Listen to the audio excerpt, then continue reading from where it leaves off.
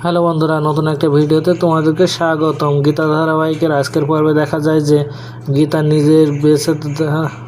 নিজের বেচে দেওয়া স্কুটি ফিরে পেয়ে অবাক হয়ে যায় আর বলে, আমি তো স্কুটিটা বেচে দিয়েছিলাম, তাহলে এটা আবার এখানে কিভাবে এলো।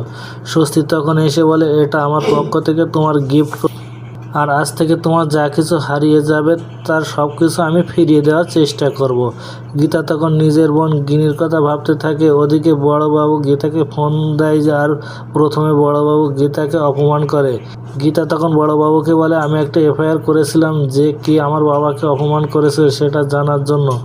বড়বাবু তখন বলে, এখনো জানা যায়নি। ঠিক তখন পুলিশ অফিসার বিদ্যুৎ ঢালি এসে বলে, কৃপানের লোকজন এটা করেছে। বড়বাবু তখন গীতাকে কৃপানের কথা জানালে গীতা তখন বলে, তাহলে আপনি তাদের গ্রেপ্তার করছেন না কেন?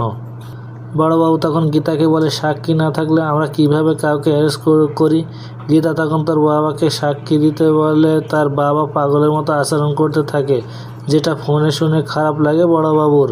ওদিকে গীতা পরদিন আদালতে গেলে সেখানে চলে আসে অগ্নিজিৎ মুখার্জি, আর এসে গীতাকে অপমান করতে থাকে। তাহলে কি এবার নিজের ঘুরে দাঁড়িয়ে আদালতে নিজের বাবার সাথে হয়ে যাওয়া সব অন্যায়ের জবাব দিতে পারবে গীতা? তো বন্ধুরা, কি ঘটতে চলেছে গল্পে এবার জানতে হলে আমাদের সাথেই থাকুন। ধন্যবাদ।